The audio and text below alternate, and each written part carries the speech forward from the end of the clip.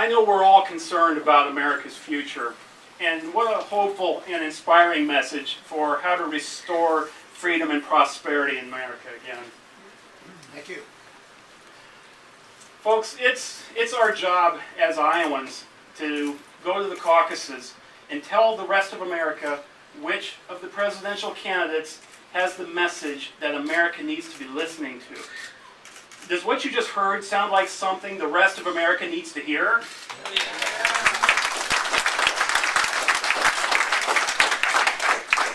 Let's all make the commitment to turn out on caucus night. That's Tuesday, January 3rd at 7 p.m. And make the commitment to bring others with you, friends and family and neighbors. Let's help Ron Paul magnify this message for the rest of America to hear. Dr. Paul's going to take a few questions from Iowans now, from Iowa voters.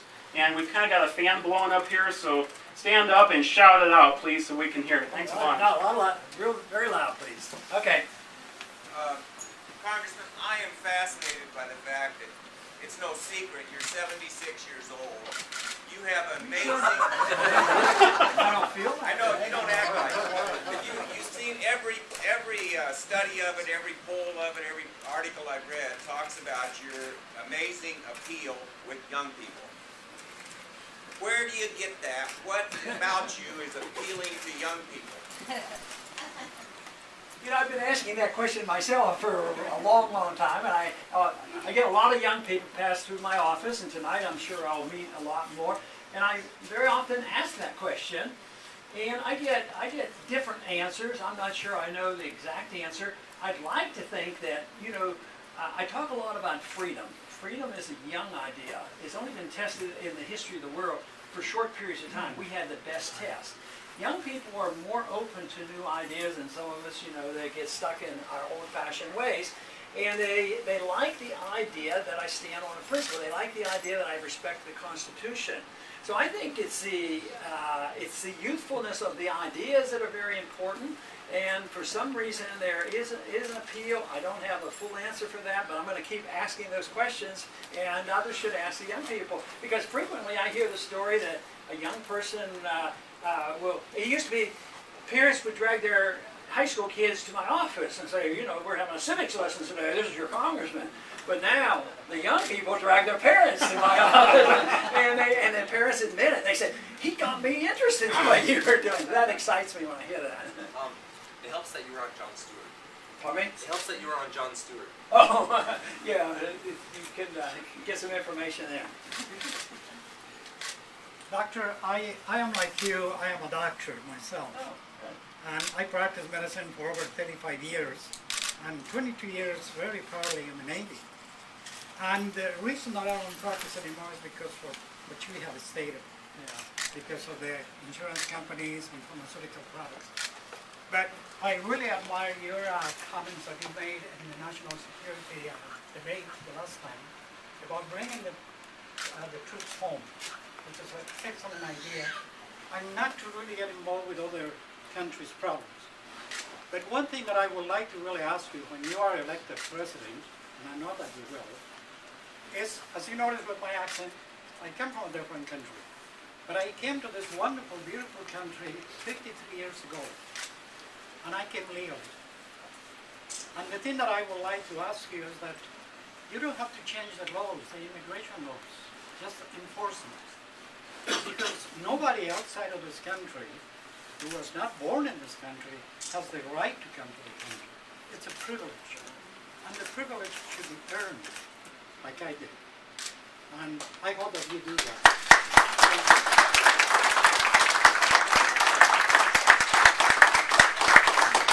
Very good statement. I don't think I can improve on that. That is great. It's great. You know, he said he's practiced medicine for a long time and also sees and understands the frustration from the doctor viewpoint.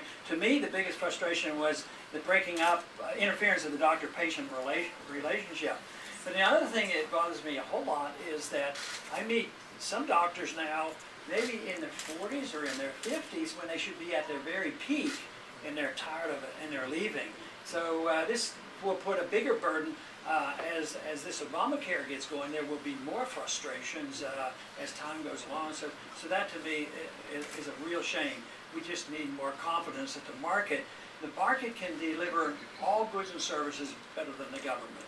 I'm convinced of it. So what is your tax plan?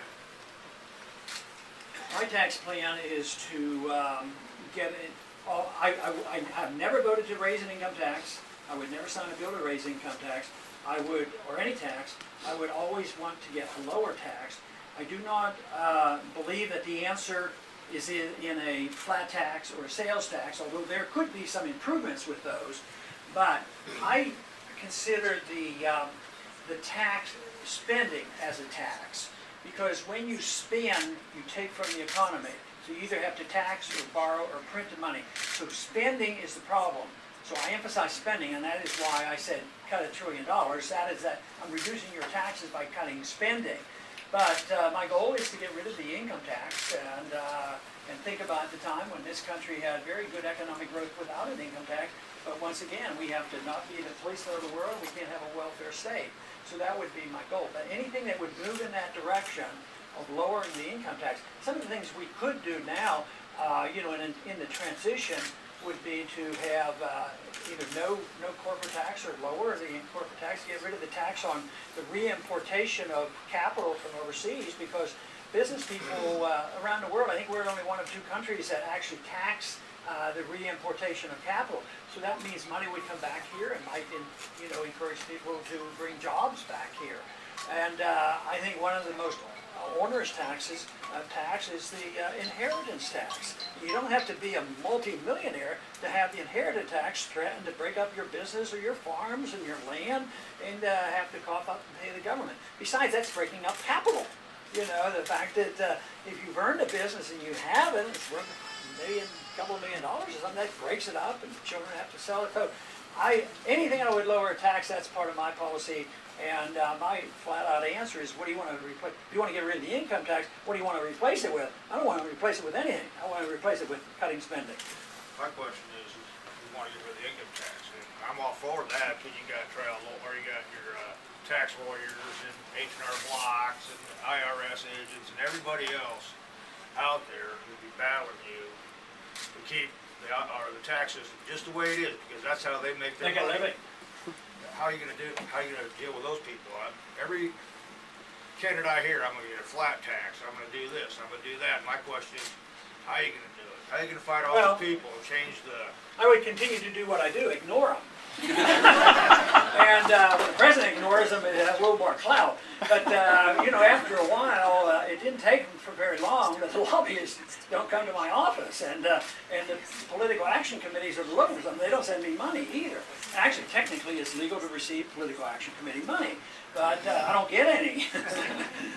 No, you have to do it, but you have to change the attitude of other members and everybody else, because if the people want to change, believe me, the people in Washington are usually voting with good intentions. They're not bad people. They do a lot of dumb economic things, but if the people say, look, we're sick and tired of this thing, they want to stay in office. But that means the people have to be voiced and show their voices, and that's what I think is good. Whether it's the Tea Party movement or the Occupy people, they have some good intentions too. That they have to send the message. But of course, sending a message also is involved in conventional politics, which we're involved in very much here in the next 5 weeks. Do you think NAFTA ruined the country?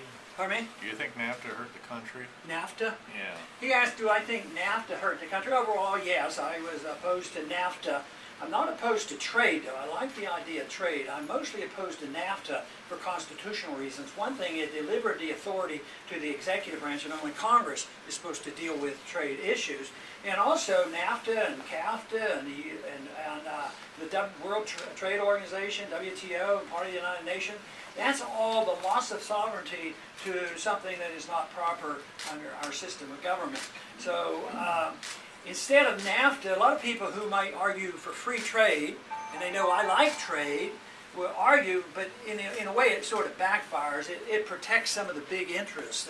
If one big company wants protection and they want a ruling, from the WTO, they can get it, or from NAFTA. But I don't like it because it's international government. I think the federal government's too big, so I don't want to deliver government on to another level.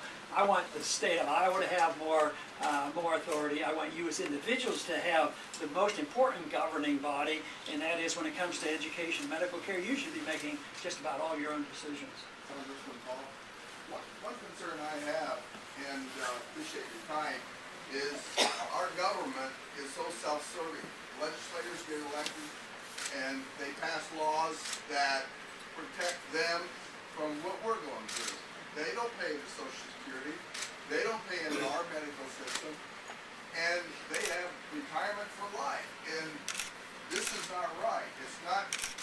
And the lowest unemployment is in Washington, D.C. That's right.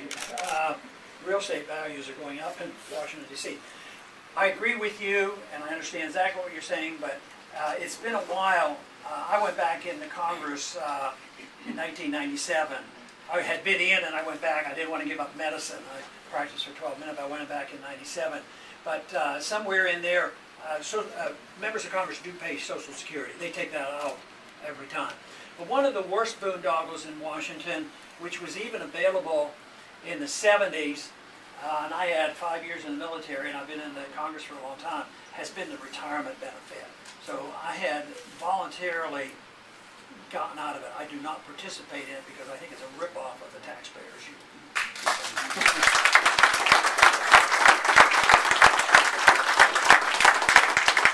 I'd like to address your comment about eliminating the Department of Education. I just want to say that education tends to move forward because of the legislation from the Department of Ed. And even though we tend to have flaws with some of the legislation, it has made people start thinking. And one example is the No Child Left Behind legislation of 2000.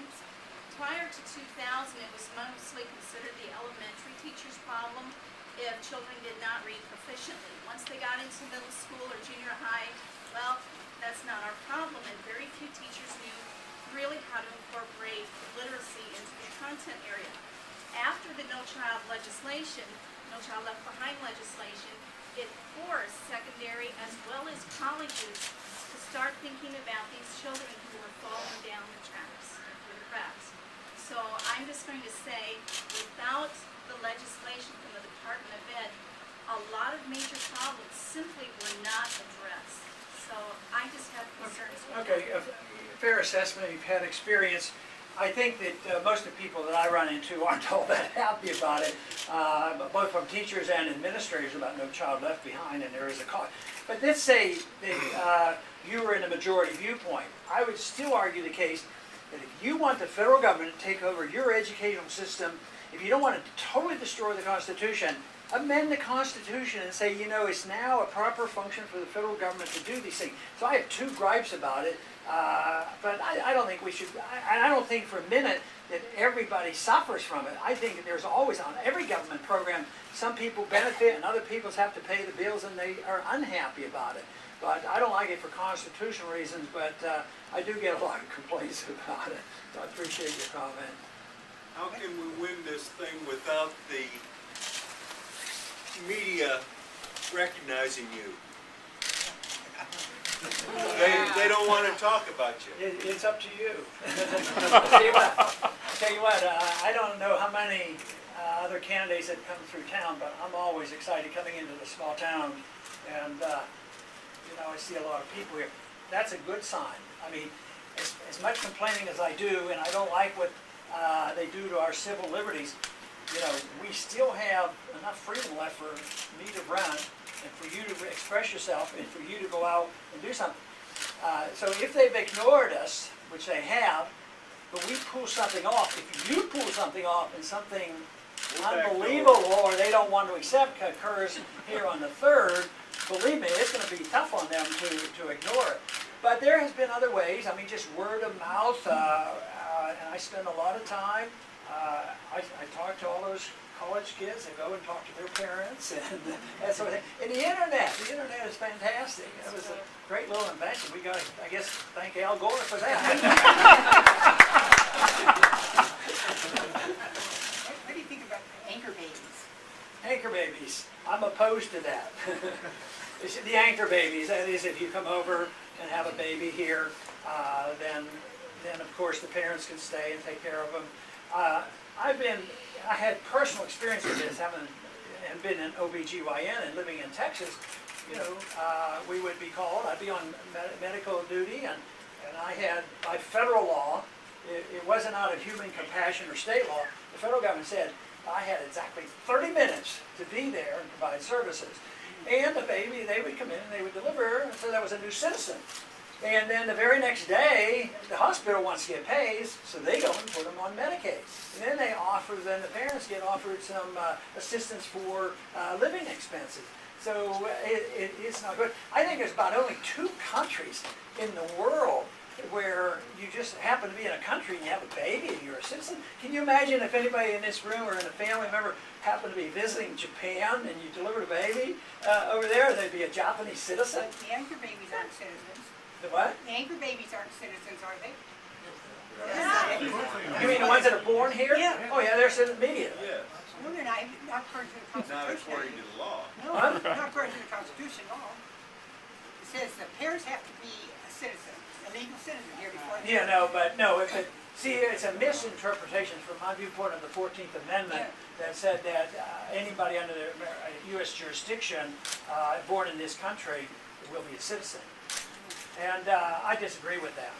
I think it should be clarified. I think it can be clarified without a constitutional amendment. It's not done essentially any place else.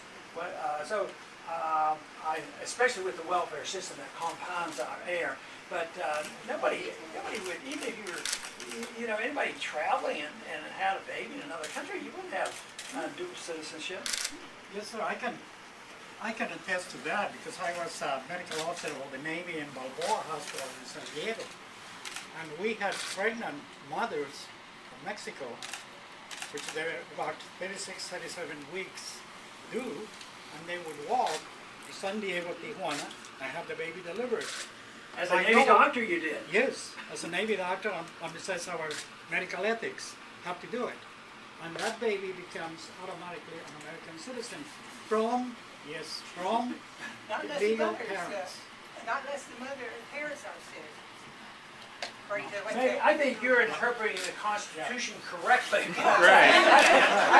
You're stating, that's the way I understand the Constitution, but that's not the way they rule it. But they sort of tend to ignore the Constitution now and then.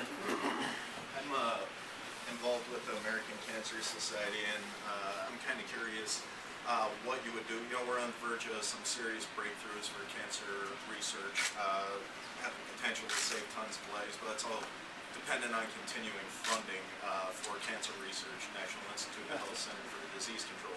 Do you plan on protecting that funding? What are you going to do as president for those programs? Protecting cancer research in a transitional way, but once again, it's not a proper function of the federal government. There's pretty good evidence that everything the government ever did would be done in a private economy as well. Just because it's not done by the government doesn't mean that it wouldn't be done. There might be more money, for all we know, doing the same thing, but when you drain the private economy, there might be a lot less. But then you get involved with the FDA, and the FDA is involved with the drug companies. They do as much harm by keeping drugs off the market, and then if you get an approval, that particular drug is super valuable, and they make a ton of money off it, and the FDA become the agent. But the control on the FDA, I happen to have a grandson that has a tumor in his ear that benefited by using a cancer drug. But and the cancer drug, Avastin, was around for years and years. It's helped women with breast cancer. But it was said you couldn't use it for other things. But they finally discovered it did. And he has gone through one operation, he lost hearing completely. Now somebody finally did this after decades and decades. They finally used this argument. That's why I don't like the government's involved. But this idea, if the government doesn't do it, there's going to be less spending.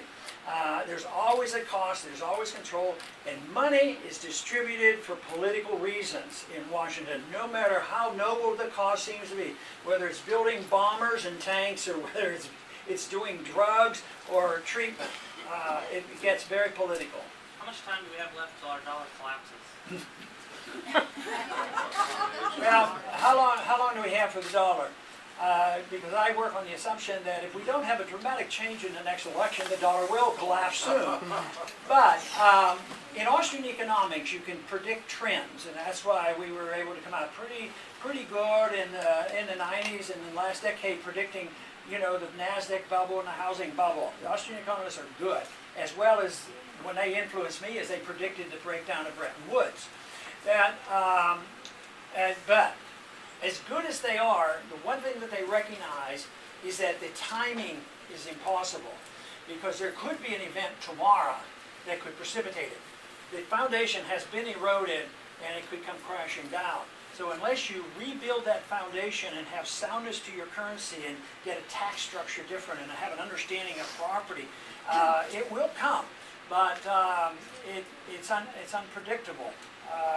I think we have several years, and I hope a lot more time, because the way I figure, the more time we have, the more people's minds that we can change. Because if we can't work our way out of it, we're going to have to rebuild rather quickly, and we're going to be competing with the United Nations on the monetary system and the NAFTAs and the CAFTAs and the taking over our property. So we need, this is why I'm so energized when I talk to young people, is we need a whole generation of individuals growing up and knowing what made this society great. So timing is something that we do not try to predict, but I think it's fair to say that the warning is out there. If we continue to do this, and I think that's why the American people are waking up. I think this is the reason why the attention for our campaign this time compared to 4 years ago is dramatically different. The American people are sick and tired of the wars. They're sick and tired of the bailouts. They're sick and tired of the Federal Reserve spending $15 trillion in secret bailing out their buddies. So the system has changed, but timing is unknown. 2 more questions. Go to that. Congressman Paul, speak of events. On November 30th, there was an event that all central bankers nationwide allowed the printing of more money. Is that an event that we should be more worried about in the ECB not printing money and bailing out their banks? Are we going to be pumping more money into the IMF? The IMF will be bailing out those nations' banks. Yes, you need to be worried about what they do in the IMF, and I just read the other day, the IMF gets money from appropriations from the Congress, but we also heard strong hints, and technically, well, the Federal Reserve does what they want anyway, because we don't get to check their books, and we don't have review of what they do. But the story is that the Fed's looking at funding the IMF. And they create money out of thin air, just send it over to the IMF. Yeah, the world's the world central bankers, the euro, the dollar, they're all doing the same. Even China joined in on this. They lowered their discount rate or their reserve requirement because everybody has a stake in the dollar. So everybody's desperately trying to save our dollar for us, and that's why it lasts so long. But no, even today there was an announcement, and then I think they backtracked, and they were going to guarantee that they were going to print a lot of euros. But we're all in it together, and every time you hear they're going to bail out or increase the money or print more money or bail out banks, that means devaluation of the currency, moving rapidly to the day where the confidence is lost and the whole thing comes down on their head. Go ahead. What is your idea about our welfare system and improvements that can be made there? What about our welfare system? How can we make improvements? We need weaned off. The way I deal with this in the program, I'm dealing with some very important expenditures, and I've been criticized because they said, "Oh, you're wimping out on it." But my program is to cut the way I talk and take priorities, even though there might be some people who are benefiting and technically, shouldn't have ever started. But the places that I protect is Social Security beneficiaries, because in theory that was a contract which the government broke, and I think we should try to honor that. Health care benefits and health care for children especially, so that they're just not thrown out in the street. But we should wean ourselves off from that because we've proved that we are generous in giving it out, but eventually it goes bankrupt. When are we going to ever stop unemployment benefits? Just on and on and on. When are we ever going to challenge the whole thing about food stamps? The other day I was saying, I think it had been at 40 million people getting food stamps, and I thought, oh, I went up to 44. And the other day I said, no, you're wrong. It's 46 million people now getting food stamps. It'll end when probably, when the whole system comes apart. But no, we should. What I'm talking about is trying to wean ourselves off. Take care of the people who absolutely need it. But if you provide benefits for unemployment or for whatever, you'll subsidize it. You'll get more of it. But the toughest part for conservatives and constitutionalists have been, you sound so heartless. You mean to say that you're not going to go over and save and stop all that killing that Gaddafi was going to do? You have to be, willing to go and sacrifice our lives in the pretense that we're going to do something. Same way with medicine. If you're not for government medicine, you don't care. If you're not for the troops, you're unpatriotic. If you don't support this. And of course, I got that all the time about the troops. Oh, you don't support these wars, and you don't want to spend all this money. Yeah, I said, I wonder why I get twice as much benefits from the active military people than all the other ones put together. It's because they're sick and tired of the wars too. So we need to be weaned off. But remember, welfare it goes to a lot of wealthy people. Probably more dollars go to wealthy people than they go to poor people. When you look at all the contracts and the military-industrial complex and the special privileges. So it's not complicated. We should work in that direction. We should know that the goal should be to preserve liberty and self-reliance. This country could be very wealthy again in a short period of time. Thank you very much.